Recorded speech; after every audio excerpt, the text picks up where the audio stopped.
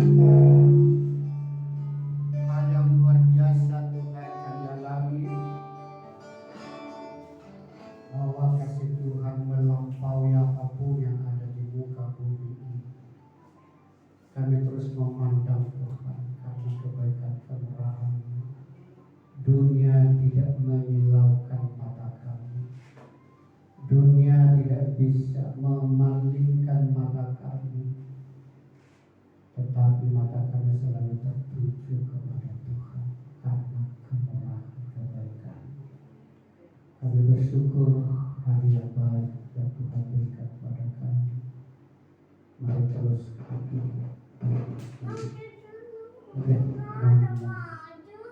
berkata-katalah terus bagi kami. Kami siap mendengarkan. Dalam nama Tuhan Yesus kami berdoa. Haleluya.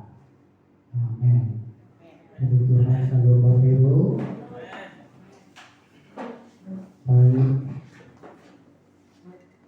Beberapa banyak kita hadir hari ini dengan kita semangat. Amin. Cita-cita kita tidak bisa dikalahkan oleh situasi. Begitulah perbedaannya orang-orang yang ada di dalam Tuhan. Ya, kesadaran itu yang terus membuat kita bersukacita, membuat kita berkobar-kobar. Jadi kita itu baru. Begitu kan? Sebagai orang-orang percaya, sebagai orang-orang yang lahir baru, sebagai kita memiliki keadaan yang berbeda, memiliki situasi, memiliki posisi, memiliki status yang berbeda ya dengan dunia ini. Jadi saudara-saudara kasih Tuhan, hendaknya kita paham, hendaknya kita sadar terus akan perbedaan ini. Pada kesempatan ini saya mau sampaikan kepada kita ada beberapa yang nyata-nyata berbeda. Ya. Ada beberapa yang nyata berbeda dengan siapapun orang-orang yang di luar Kristus. Jadi hanya orang-orang yang ada dalam Kristus yang memiliki keadaan seperti ini. Ya, jadi ada beberapa situasi keadaan yang berbeda, ya, yang sudah berbeda, yang telah berbeda. Jadi saya mengajak kita untuk senantiasa menyadari hal ini. Saya mengajak kita untuk terus tahu. Terlalu sayang kalau kita tidak tahu apa yang sudah terjadi pada kita. Sebagaimana firman Tuhan berkata, umatku binasa karena ketidaktahuannya. Jadi binasa. Jadi banyak orang menjadi binasa karena ketidaktahuannya. Jadi terlalu sayang kalau orang Kristen menjadi tidak handal, tidak maksimal, tidak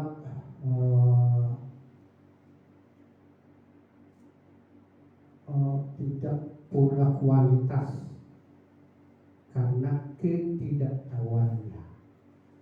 Jadi itu makanya saya menyampaikan hal ini kepada kita, mengingatkan kepada kita untuk terus-menerus kita sadari, untuk terus-menerus kita tahu apa yang telah terjadi pada kita, apa yang membuat kita berbeda dengan orang-orang yang belum lahir baru. Dan saya terus tertantang untuk menyampaikan ini, karena bagaimana sekalipun di dunia ini banyak orang-orang yang berlomba-lomba untuk mengisi hidupnya dengan aktivitas-aktivitas yang mereka katakan ya tentu berkaitan dengan rohani, ya.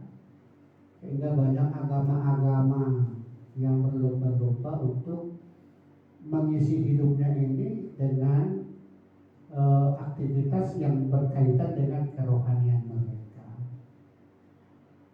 Tetapi terlalu sayang kalau ternyata kita sebagai orang percaya memiliki aktivitas yang ternyata sama dengan mereka, ya. Terlalu sayang. Itu makanya saya terus menerus menyampaikan dan menegaskan hal ini kepada kita. Karena bagaimana sekalipun sebagai orang yang telah lahir baru, sebagai ciptaan yang baru, tentu memiliki keadaan yang lain daripada yang lain. Jadi dengan keadaan yang lain daripada yang lain ini tentu akan menampilkan kita sebagai orang-orang yang lahir baru, ya tentu harus lain daripada yang lain, ya. Harus lain daripada yang lain. Jangan sama lagi. Kalau ternyata menjadi sama lagi, apa bedanya, ya kan? Karena Tuhan juga mengatakan kalau kamu berbuat baik kepada sesamamu yang berbuat baik kepadamu, apa bedanya dengan dunia ini? Orang dunia ini juga melakukan perbuatan baik kepada temannya yang berbuat baik, gitu ya. Tapi Tuhan juga berkata, kasihilah orang yang memusuhimu. Salah satu di situ perbedaannya. Jadi kita harus lain daripada yang lain. Lain daripada yang lain itu bukan aktivitas kita, bukan hanya rajinnya kita beribadah, bukan hanya meriaknya kita bersorak-sorai memuji Tuhan, bercingkrang-cingkrang, bukan semata-mata hanya kita rajin mengikuti kegiatan-kegiatan peribadahan, komsel-komsel, ibadat tengah minggu misalnya. Bukan. Kalau masalah itu bisa saja orang lain yang lebih sibuk, lebih rajin, lebih aktif. Bukan di situ perbedaannya. Dan oleh karena itu saudara dikasih Tuhan, hari ini dan kesempatan ini saya mau menyampaikan kepada kita di dalam hal apa saja perbedaan kita, keistimewaan. Dan saya bisa mengatakan itu adalah keistimewaan. Jadi kita harus bersyukur, kita harus berterima kasih bahwa kita sudah memiliki keadaan, posisi, situasi yang istimewa. Jadi kalau kita sudah istimewa, terlalu sayang kalau kita tidak tahu bahwa kita sesungguhnya adalah istimewa. Sayang, kita sudah memiliki posisi istimewa, tapi kita tidak tahu bahwa kita istimewa, maka akan menjadi binasa seperti firman Tuhan, umatku binasa karena ketidaktahuan mereka. Jadi mari saya mengajak kita supaya kita terus tahu, kita sadar, ya. Baik, antara lain bahwa coba lihat Roma 8 ayat 1. Roma 8 ayatnya yang pertama.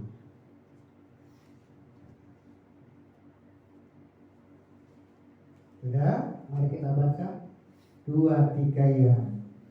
Demikianlah sekarang tidak ada penghukuman bagi mereka yang ada di dalam Kristus Yesus. Ini satu keistimewaan. Jadi jangan sepele hal ini, gitu ya. Jangan numpang lewat begitu saja. Jadi kalau firman Tuhan mengatakan demikianlah sekarang tidak ada penghukuman bagi mereka yang ada di dalam Kristus Yesus. Dan tentu hanya orang-orang yang ada di dalam Kristus Yesus yang tidak lagi mengalami penghukuman. Jadi orang-orang yang di luar Yesus ini, mereka tetap akan mengalami penghukuman. Oleh karena itu dapat dikatakan dengan tegas bahwa sesungguhnya orang-orang percaya ini, orang-orang yang lahir baru ini adalah orang-orang yang sudah istimewa. Situasi status kita yang sudah istimewa ini jangan kita anggap seperti angin lalu. Jangan kita menganggap kita sepelekan. Jadi sehingga kita gampang lupa, gampang melupakannya. Melainkan harus terus-menerus kita sadari, kita ingat bahwa aku sudah tidak lagi mengalami penghukuman. Berarti keselamatan yang sudah kita terima itu adalah pemberian yang luar biasa, pemberian yang istimewa, pemberian yang tidak ada taranya, tidak ada bandingannya. Dan kalau orang yang telah sadar hal ini, ya tentu dalam kehidupannya akan senantiasa bersukacita. Ya, dia senang, aku bersukacita. Orang yang lulus ujian, orang yang diterima dalam satu seleksi, maka orang itu pun akan bersukacita. Bahkan ditunjukkan dengan mengadakan pesta-pesta, ya, berpesta, diundang teman-temannya. Misalnya di wisuda, misalnya diterima di sebuah instansi. Sedangkan TK sekarang pun sudah ada yang bikin pesta, karena TK sudah pakai toga juga, gitu ya. Sudah pakai topi toga. Nah, bahkan kalau di gereja-gereja saudara kita yang lain, baptis yang mereka orok, gitu ya. Baptis aja pun mereka adakan pesta. Dibaru lagi dengan ada istiadatnya, dipanggil tulangnya, dipanggil macam-macam. Kalau yang sudah remaja apa namanya? Iya, sama juga. Mereka adakan pesta. Tapi lebih daripada itu, saudara dikasih Tuhan, apakah mereka tahu, menyadarinya bahwa lebih daripada itu sesungguhnya orang yang telah lahir baru sudah tidak lagi mengalami penghukuman. Berarti kita bersukacita. Jadi biarlah setiap hari, setiap saat kita bersukacita, karena kita tidak lagi mengalami penghukuman. Karena kita sudah diampuni secara sempurna dan total. Kalau kita sudah diampuni sempurna dan total, maka marilah kita jangan menyibukkan diri lagi akan rekonsiliasi itu. Amin. Amin. Kalaupun kita adalah manusia yang masih memiliki tubuh yang lemah ini, yang satu saat bisa membuat kita masuk di dalam kehidupan yang tidak menyukakan hati Tuhan. Tetapi harus kita sadari bahwa kesalahan, pelanggaran yang kita lakukan itu adalah kesalahan yang tidak menyenangkan, yang tidak baik di mata Tuhan.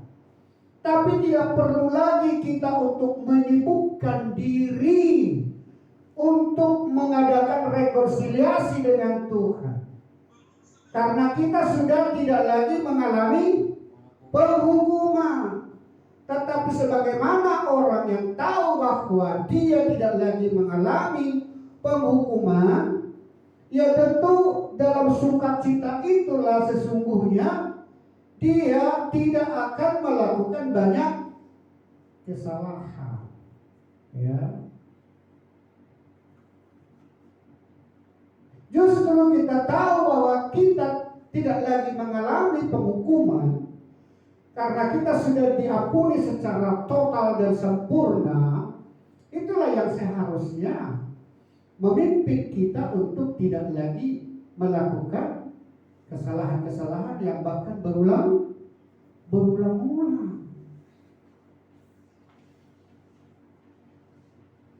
Dan sukacita kita inilah yang memimpin kita untuk terus hidup sebagaimana apa yang telah terjadi pada kita, sebagaimana orang yang telah tidak mengalami lagi penghukuman.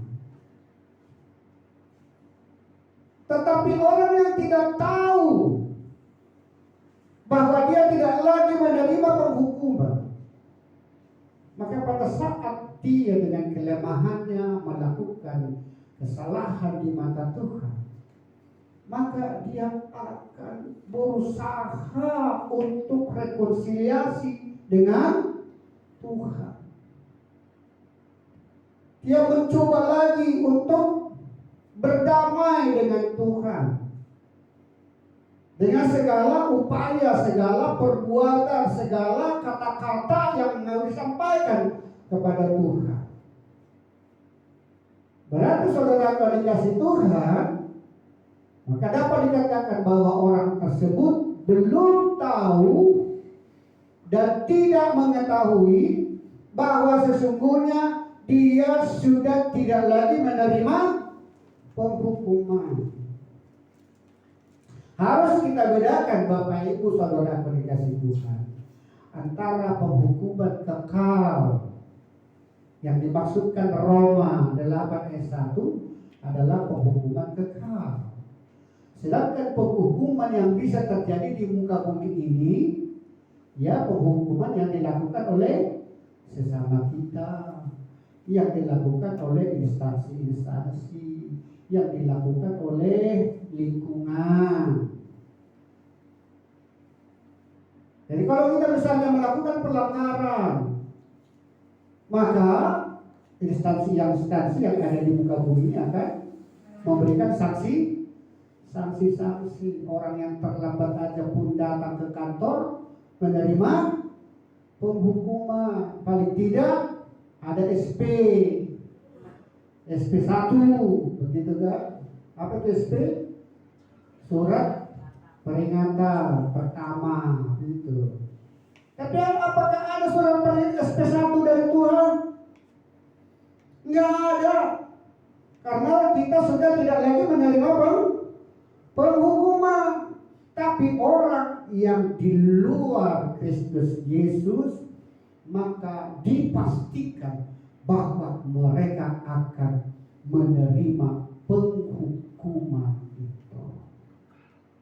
Ya, oleh karena itu jangan bermain-main, jangan sepelekan. Engkau sebagai orang Kristen, engkau sebagai orang yang lahir baru, engkau sebagai manusia baru, jangan anggap enteng hal ini. Dan oleh karena itu engkau juga harus estafetkan pemahaman ini kepada generasi di rumahmu, supaya mereka tahu bahwa ini lebih penting daripada peluang-peluang yang ada di luar sana. Peluang yang ada di luar sana bisa akan mengalihkan situasi ini ke situasi yang di sana, yang mereka anggap bahwa itu menggiurkan. Apa yang menggiurkannya? Jabatan. Apa yang menggiurkannya? Materi. Apa yang menggiurkannya? Suami yang ganteng. Apa yang menggiurkannya? Istri yang cantik. Begitu ya. Tetapi pada saat kita sampaikan ini, ajarkan ini kepada keluarga kita, kepada anak-anak kita, maka dia tahu pasti bahwa pengampunan yang total dan sempurna ini, dan kita tidak menerima penghukuman kekal itu, jauh melebihi daripada tawaran-tawaran yang di luar sana. Amin. Amin. Sehingga mereka tidak akan gampang untuk mengambil peluang sana. Lebih penting, aku sebagai orang yang telah lahir baru, yang tidak lagi menerima penghukuman kekal itu, jauh lebih berharga bagiku daripada semua tawaran-tawaran yang di luar sana. Sehingga tidak kedengaran lagi orang-orang Kristen begini, ya, kawin di sana, meninggalkan imannya karena sebuah jabatan, meninggalkan imannya seperti artis-artis sekarang ini, ya, karena mereka menganggap bahwa lebih banyak fans-fansnya nanti kalau di sebelah sana, begitu ya. Tapi orang yang tahu persis bahwa mereka sudah menerima pengampunan total yang sempurna dan tidak lagi mengalami penghukuman yang kekal, dan dia tahu bahwa itu adalah harta yang paling berharga, nilai yang tidak ada bandingannya dengan apapun, maka dia akan teguh, tidak akan tergiur dengan peluang-peluang yang di luar sana. Sehingga dapat dipastikan bahwa anak-anakmu, putri-putrimu tidak akan meninggalkan statusnya yang sudah demikian istimewa itu. Amin. Amin. Jadi hayati, sadari bahwa status kita ini adalah status istimewa. Amin. Kalau istimewa maka jaga, bersuka cita. Sesuatu hal yang istimewa akan selalu direnungkannya. Sesuatu hal yang berharga akan senantiasa dipikirkannya. Makanya yang firman Tuhan juga berkata, di mana hartamu, di situ hatimu. Harta yang anggap sesuatu yang berharga, maka disitulah hatinya, pikirannya terus menerus pikirannya ke situ. Oh, saya punya ini, oh ini. Kalau bagi petani hartanya adalah tanamannya, maka setiap pagi udah pikir dia, oh kira-kira bagaimana jagung saya. Kalau peternak misalnya, wah bagaimana sekarang ternak saya udah bertelur, lalu bagaimana? Pekerjaan misalnya, bagaimana kapan saya naik golongan, kan begitu. Kadang-kadang langsung mengikuti berita-berita, ada nggak kenaikan gaji?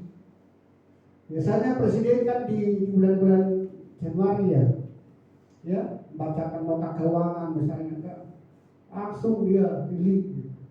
Ada nggak berapa persen kenaikan gaji? Kalau swasta kira-kira bagaimana? Bagian saham bagaimana? Tapi ternyata ini lebih berharga, saudara kasih Tuhan. Dan biarlah kita terus menyadarinya, terus merenungkannya, menghidupinya, sehingga kita akan senantiasa bersuka cita.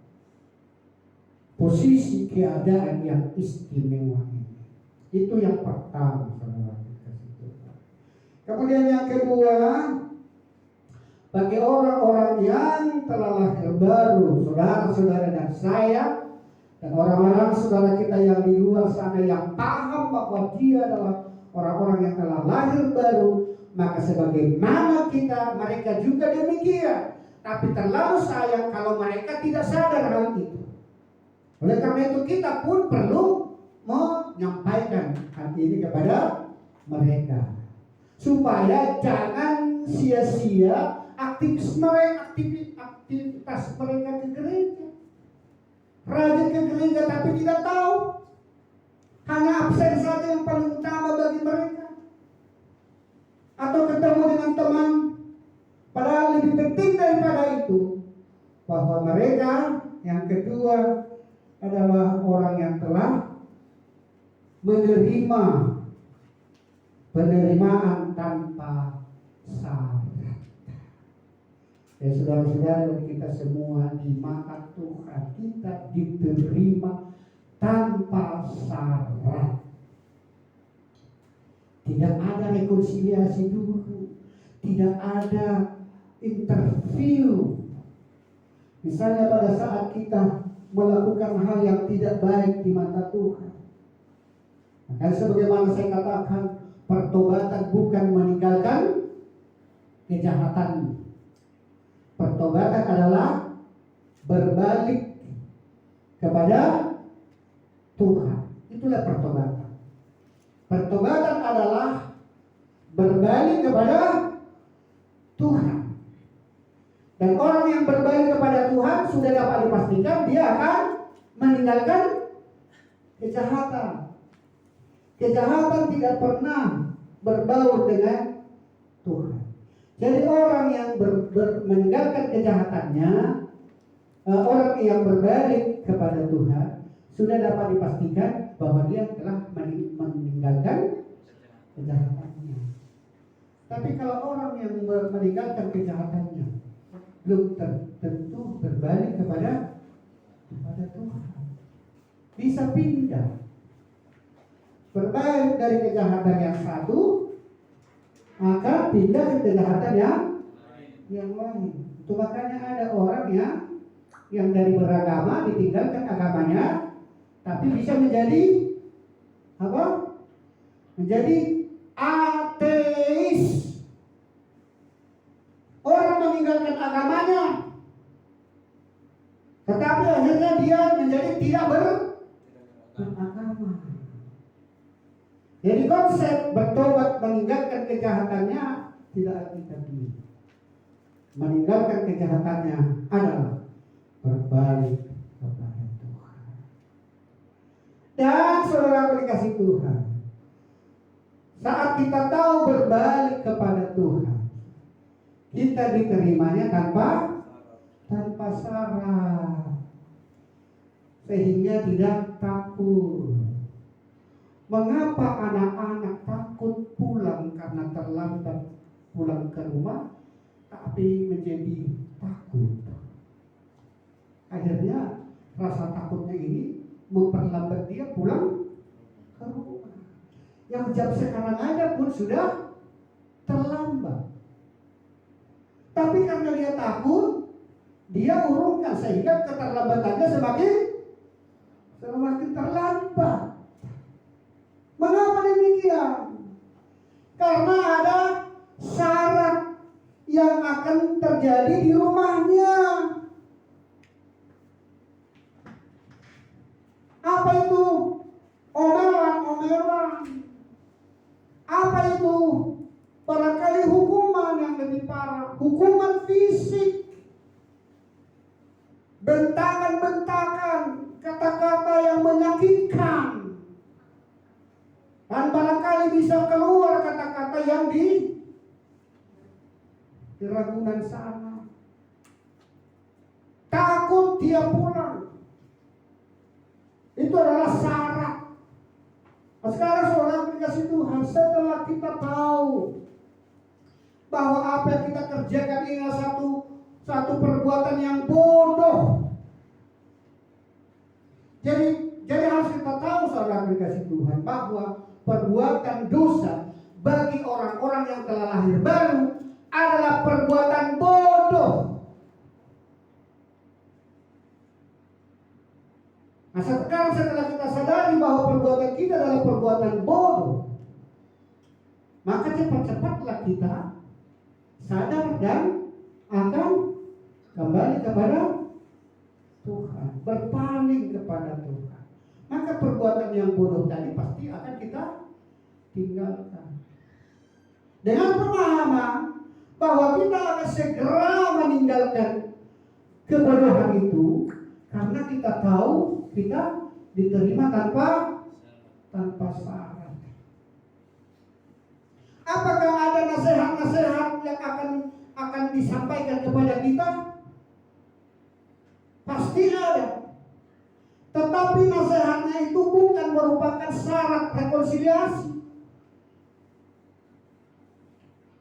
Tapi nasihat-nasihat itu disampaikan kepada kita adalah untuk kepentingan kita, pengembangan hidup kita, sehingga kita akan lebih berkualitas dalam kehidupan sehari-hari. Misalnya dalam rumah tangga, seorang anak yang telah melakukan kesalahan, maka pastikan bahwa orang tua itu menerima anaknya tanpa syarat. Tapi jangan salah paham, karena dikatakan menerima tanpa syarat, sehingga orang tua itu akan menerima cuek aja, tidak tahu bahwa anaknya udah pulang, mau datang atau belum, dia diam aja. Katanya kan tanpa syarat. Menerima tanpa syarat ya berarti diam aja, nggak usah apa.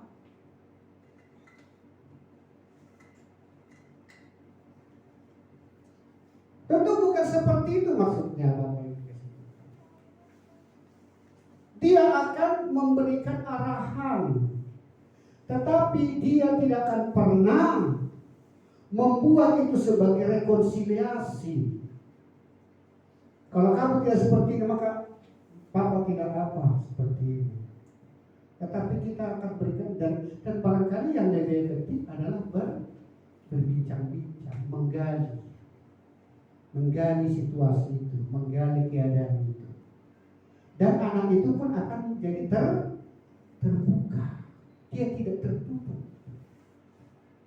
Orang tua yang menerima anaknya tanpa syarat, maka anak itu akan terbuka, menceritakan apa yang terjadi. Dan bahkan seharusnya orang tua itu harus menjadi pembackup kalau ada sesuatu yang terjadi yang dilakukan oleh anak itu. Amin. Dan sebagaimana hal ini, kita di mata Tuhan adalah orang-orang yang telah diterimanya tanpa syarat. Ya, coba 1 Yohanes 4. 1 Yohanes 4 ayatnya yang ke-19.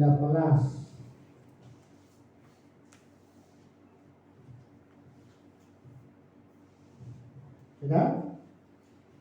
Di dalam kasih tidak ada ketakutan. Kasih yang sempurna melenyapkan ketakutan, sebab ketakutan mengandung hukuman, dan barang siapa takut ia tidak sempurna di dalam kasih. Ya. Jadi kalau kita tahu bahwa kita diterima tanpa syarat, maka tidak ada ketakutan. Jadi anak yang menyadari bahwa dia telah melakukan kebodohan dan sekarang dia cepat-cepat kembali ke bapak mamanya, dan dia tahu bahwa bapak mamanya menerima dia tanpa syarat karena bapak mamanya mengasihi dia, maka anak itu tidak memiliki ketakutan. Amin. Tapi berapa banyak anak-anak yang ketakutan, tidak berani pulang, karena bahkan sering orang tua telah menggantungkan apa suka dibikin di tembok, digantung esper atau rotan. Langsung di situ. Setiap ada kesalahan maka cambukan. Maka anak yang melakukan pelanggaran itu akan semakin takut. Dan bahkan tidak sedikit anak-anak yang tidak berani pulang berhari-hari, berminggu-minggu, dan bahkan tidak tahu kemana. Kenapa? Karena mereka tidak menerapkan apa yang sudah Yesus lakukan kepada kita. Amin. Amin. Saudara dan saya memiliki status yang demikian. Jangan terus engkau terima ajaran-ajaran mengatakan murka Tuhan, murka Tuhan. Takut akan Tuhan bukan takut yang demikian. Takut akan Tuhan itu adalah hormat kita, bukan takut ngumpat-ngumpat, Bapak Ibu. Takutlah akan Tuhan bukan ngumpat-ngumpat, tapi takut akan Tuhan kita hormat kepada-Nya. Dan orang-orang yang telah lahir baru yang memiliki status demikian. Nah, kalau ini kita terapkan dalam rumah tangga kita, hendaknya kita harus menjadi pelaku-pelaku firman Tuhan. Harus kita terapkan apa yang kita pahami, apa yang kita percayai, apa yang kita imani. Hendaklah kita terapkan dulu juga di dalam kehidupan kita sehari-hari. Bagaimana Dia menerima kita tanpa syarat, maka juga kita belajar untuk menerapkan di tengah-tengah rumah tangga kita. Menerima anak-anak kita tanpa syarat. Sehingga pada saat anak itu melakukan pelanggaran di luar sana, dia tidak takut untuk mengadu. Mengapa aku terlambat? Tadi saya dicegat sama temanku. Tadi saya ditarik-tarik tanganku. Dia tidak takut. Karena dia tahu bahwa bapak dan mamanya adalah pembela bagi dia. Lalu bapak dan mamanya akan menceritakan, menggalinya, mengapa demikian, mengapa sampai tanganmu ditarik-tarik, misalnya.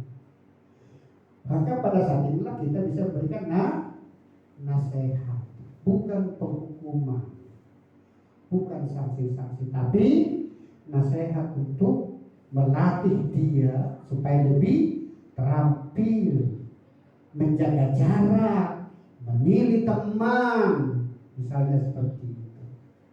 Nah, sekarang yang berikut lagi, kalau kita sudah menerima pengampunan yang total, yang sempurna, dan tidak menerima penghukuman, dan kita diterimanya tanpa syarat, maka hal inilah membuat kita memiliki hubungan yang intim, ya, hubungan yang intim, bukan lagi peraturan-peraturan yang dibuat, bukan lagi daftar-daftar peraturan yang ditempel, misalnya di sebuah kantor atau di rumah. Dan karena masih banyak rumah-rumah yang membuat daftar-daftar itu, peraturan yang mereka yang diatur oleh peraturan yang mereka buat, bukan satu hubungan yang intim. Tapi orang-orang yang lahir baru, yang telah menerima pengampunan total dan penerimaan tanpa syarat, maka kita akan memiliki hubungan yang intim dengan Tuhan kita, dengan Bapa kita, intim. Itu makanya kita diberikan hak istimewa untuk memanggil Dia Aba, Bapa. Dan saya sampaikan kepada kita, hanya di kekristenan yang memanggil Allah atau Tuhan itu Aba, Bapa. Engkau istimewa.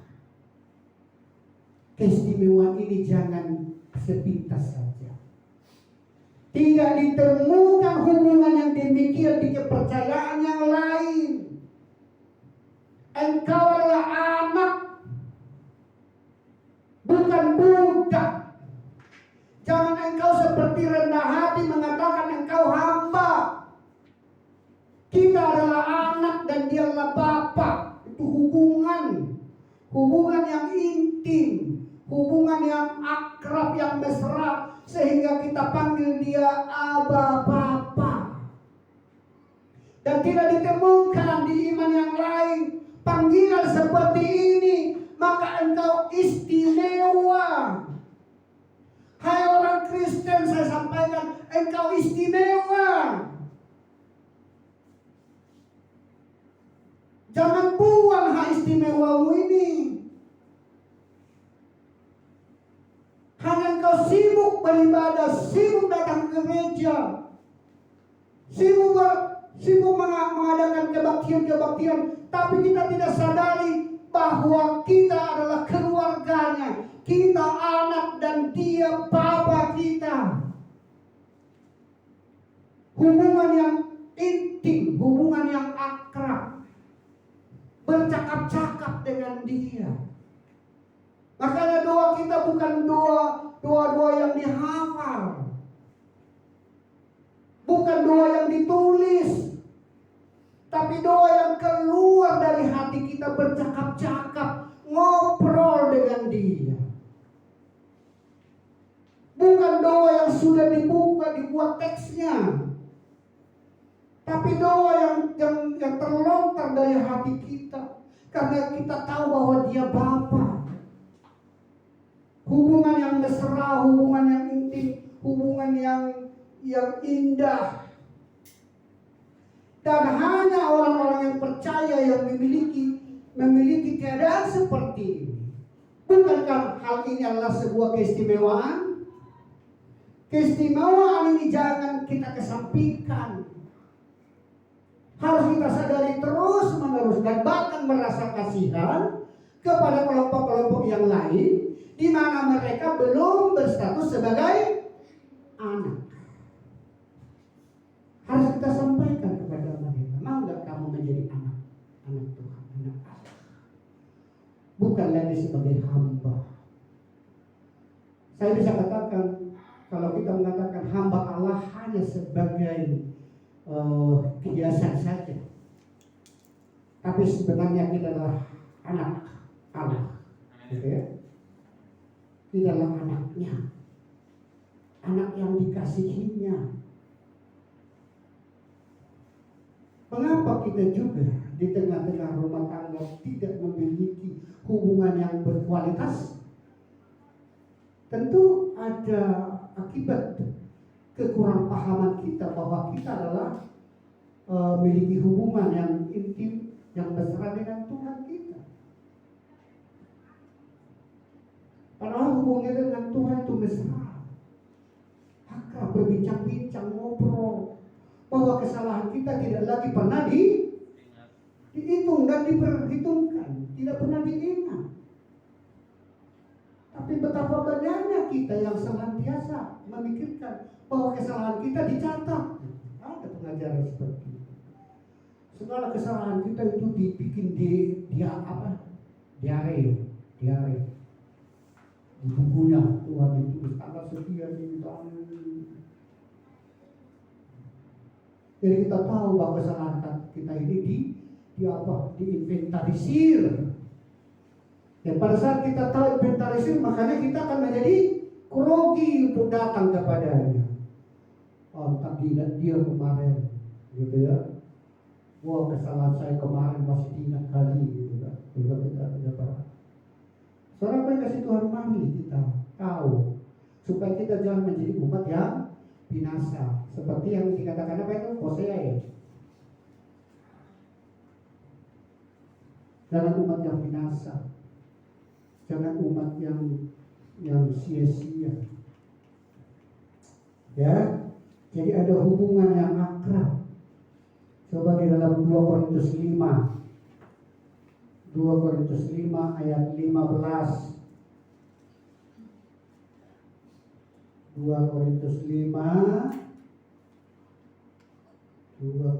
ayat 15 apa dikatakan? Dan Kristus telah mati untuk semua orang, supaya mereka yang hidup tidak lagi hidup untuk dirinya sendiri, tetapi untuk Dia yang telah mati dan telah dibangkitkan untuk mereka. Ya, jadi karya Tuhan itu, kematiannya Tuhan itu membawa kita dalam sebuah situasi, yaitu keluarganya, orang yang diayomi, orang yang dikasihinya. Maka kita adalah anaknya, maka milikilah hubungan yang indah, yang intim. Jadi yang pertama tadi kita sadari bahwa kita telah menerima pengampunan yang sempurna total dan tidak lagi menerima hukuman. Kemudian yang kedua, bahwa kita telah diterima tanpa syarat. Segala kesalahanmu, saat engkau sadari engkau salah, cepat-cepat kembali, datanglah kepada Dia, dan engkau diterimanya tanpa syarat. Dan engkau jangan takut akan menerima penghukumannya. Dan bahkan dengan cepat-cepat kita meninggalkan dan datang kepada Dia, kita akan terus menikmati satu hubungan yang indah, yang mesra itu. Amin. Dan yang terakhir, kita menerima hati yang baru. Ya, hati yang baru. Hati yang baru adalah hati yang penuh kasih, mengasihi sesama kita. Mengapa kita mengasihi sesama kita? Karena kita telah terlebih dahulu dikasihi, menerima kasihnya. Oleh karena itu saudara dikasih Tuhan, nikmati kasihnya, alami kasihnya. Dan kembali lagi saya katakan, satu-satunya kekristenan yang basis pengajarannya adalah kasih. Ya, yang lain bukan. Kekristenan basis dasar pengajarannya adalah kasih. Dan saya sampaikan saudara yang dikasih Tuhan, sesuatu organisasi yang dasarnya adalah kasih akan lebih jauh berkualitas dibandingkan organisasi yang lain yang tidak didasari oleh pengajaran kasih. Rumah sakit yang dasarnya pelayanannya adalah kasih akan jauh lebih berkualitas dari rumah sakit yang lain yang tidak ada landasan kasih di sana. Boleh perhatikan. Sekolah dan pendidikan yang didasari oleh dasar kasih, maka lebih berkualitas pendidikan itu dibandingkan sekolah pendidikan yang lain yang tidak didasari oleh pengajaran kasih. Agama yang didasari oleh pengajaran kasih akan jauh lebih berkualitas dari agama yang tidak didasari oleh pengajaran kasih. Amin. Amin. Kalau mata diganti dengan mata, gigi diganti dengan gigi, dibayar dengan gigi, nyawa dibayar dengan nyawa, maka pastikan bahwa itu tidak agama yang berkualitas. Tetapi kalau orang yang rela mengorbankan nyawanya demi sahabatnya, itulah yang Yesus kerjakan. Sehingga Dia mengatakan, kasihilah orang yang memusuhi. Karena Dia juga berkata, Bapa, ampunilah mereka, karena mereka tidak tahu apa yang mereka perbuat. Dan satu lagi yang paling penting barangkali, rumah tangga, keluarga yang didasari oleh cinta kasih di dalam rumah tangga itu akan jauh lebih berkualitas dari rumah tangga lainnya yang tidak didasari oleh cinta kasih. Oleh karena saudara dikasih Tuhan, seharusnya, seyogianya, sesungguhnya kita adalah orang-orang yang berkualitas. Amin. Amin. Dan Dan satu lagi yang perlu kita tahu, bahwa kasih yang engkau terapkan, yang kita lakoni dalam kehidupan kita, bukan kasih yang bersumber dari diri kita. Karena setahu saya ada juga di luar sana yang menerapkan kasih, tapi ternyata kasih yang mereka terapkan itu adalah kasih yang bersumber dari dirinya.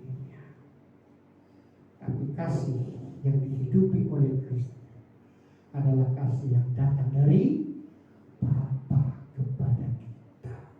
Oleh karena itu penuhlah engkau dengan kasih. Sambut kasih itu, terimalah kasihnya, sehingga kita penuh dengan cinta kasih, dan kita boleh hidup dengan kasih itu. Dan kasih itu yang kita akan terapkan, kita bagikan di tengah-tengah kehidupan kita, di tengah-tengah keluarga kita. Biarlah semua keluarga kita ini adalah keluarga yang hidup dengan cinta kasih itu. Kasih yang kau alami, yang kau terima dari Tuhan, maka itulah yang engkau terapkan di tengah-tengah keluargamu. Kasih itu adalah kasih yang mendidik. Kasih itu adalah kasih yang mengajar. Kasih itu adalah kasih yang melatih. Ya. Oleh karena itu latih anak-anakmu, itu bagian dari kasih. Latih anak-anakmu untuk terampil. Dan saya sudah berulang-ulang katakan di sini, pada usia-usia tertentu sudah saatnya anak itu dilatih untuk memerankan apa yang selayaknya dia sudah harus berperankan. Apa itu? Makan. Usia tertentu sudah seharusnya dia yang menyuapi dirinya. Jangan kita sibukkan itu tanpa kita sadari. Kita tidak mengasihi kalau kita sudah memanjakan dia, sehingga kita sudah sabotase ya, disabot. Yang seharusnya dia yang sudah mau masukkan makanan itu ke dalam mulutnya. Karena saat anak itu masukkan dengan tangannya, itu semua organ tubuh itu satu kesatuan. Amin. Berfungsi, semua organ tubuh ini berfungsi pada saat dia masukkan tangannya itu. Coba kalau nanti udah 3 tahun nggak bisa masukin tangannya, kelar ke kuping. Sudah sekian tahun misalnya, ya. Mau kotor rumahmu, tugasmu lah untuk menyapu rumah itu, mengepel. Jadi saudara, dikasih Tuhan, saya memiliki pemahaman yang demikian, yang barangkali jauh berbeda dengan yang dipahami oleh orang lain. Dan saya ingat, saya sudah berkali-kali saya katakan seperti ini. Karena itu motoriknya itu adalah pelajaran motorik itu kan berfungsi seperti itu. Saat usia tertentu engkau sudah mulai melatih anak itu membersihkan rumah, membereskan tempat tidurnya misalnya. Itu bukan penindasan. Itu bukan menindas namanya. Tapi kalau engkau menyuruh anakmu menggotong balok, baru itu namanya menindas. Tapi kalau engkau suruh menentang itu ember kecil, iya enggak. Tapi kalau engkau suruh balok yang beratnya seberapa, itu namanya sudah memperkosa anak hak asasinya. Jadi mari saudara kasih Tuhan yang punya anak kecil, yang punya cucu misalnya, mari latih. Itu adalah bagian cinta kasih. Dan pada saat usia remaja, dan barangkali zaman seperti ini di kota ini, Anak-anak gadis sudah harus mulai dilatih memasak misalnya. Jangan sampai anak remaja yang tidak tahu memasak. Engkau sudah mengabaikan pelatihan di situ. Jadi anak-anak gadis sebenarnya sudah harus bisa memasak. Nah, tidak perlu menjadi apa itu ya, chef ya. Tidak perlu, tapi sekedar, gitu ya, sekedar. Apa yang menjadi keunggulan orang kampung? Orang kampung itu sudah terlatih, walaupun gizi tidak seimbang. Di kota ini gizinya apa? Tapi tidak terlatih anak-anak. Kalau orang-orang bule itu, anak-anak kecil 1 tahun sudah mulai diajar berenang, diajar berenang, mengatur nafasnya itu, ditenggelamin. Jadi anak itu sudah tahu untuk tidak bernapas di dalam air. Anak kecil sudah tahu. Karena dikondisikan. Tapi betapa banyaknya kita sampai dewasa tidak bisa berenang, tidak tahu menghadapi air, grogi menghadapi air. Padahal sebenarnya kalau dia berdiri, dia bisa nawan loh sebenarnya. Tapi karena udah kelelap gini, dia tidak tahu mengatasi dirinya, nggak dipakai kakinya untuk nawan. Tapi begini aja dia. Gitu. Dia tidak menguasai. Saudara kasih Tuhan, jadikan kita unggul karena kita sudah istimewa. Maka mari keistimewaan kita ini kita gunakan untuk meningkatkan kualitas kita dalam kehidupan sehari-hari juga. Tadi rumah tangga yang didasari oleh cinta kasih, maka rumah tangga itu akan jauh lebih berkualitas. Dan bagaimana berkualitas adalah jika dengan cinta kasih melatih anak-anak itu sesuai dengan perkembangan usianya.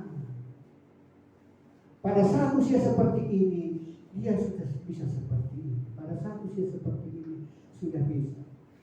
Kalau fasilitasnya ada. Kalau tidak ada, ya kemana? Saya naik sepeda, sudah umur berapa tahun saya bisa naik sepeda? Karena nggak ada sepeda kami. Tahu nggak Bapak Ibu yang itu? Saya naik sepeda dari tempat duduk belakangnya itu, bukan dari itu, karena lebih pendek karena saya udah besar, saya udah bisa kangkangin sepeda itu. Makanya saya naik sepeda begini aja dari belakang tempat barangnya itu, ya, dari lama. Nah, sekarang bukan nggak banyak fasilitas di rumah kita, tapi kita tidak bisa latih anak-anak kita. Saya bawa motor pun lama. Dulu nih gembala naik motor daripada saya. Saya pernah naik motor tapi hanya sebentar, akhirnya jadi lupa lagi. Karena nggak punya. Tetapi ada juga peraturan naik motor itu adalah orang yang sudah pakai SIM. Ya? Jadi ada hal-hal yang perlu kita terapkan. Sekali lagi saya katakan, rumah tangga yang didasari oleh cinta kasih dipastikan akan jauh lebih berkualitas dari rumah tangga yang lain. Jadi artinya saudara dikasih Tuhan, pelatihan yang kau lakukan di rumahmu adalah bagian dari cinta kasihmu kepada anggota keluarga itu. Amin. Kepada anak-anakmu. Jadi kalau kau benar-benar mengasihi dia, latihlah dia, latih motoriknya ini, ya, saraf-sarafnya ini dilatih.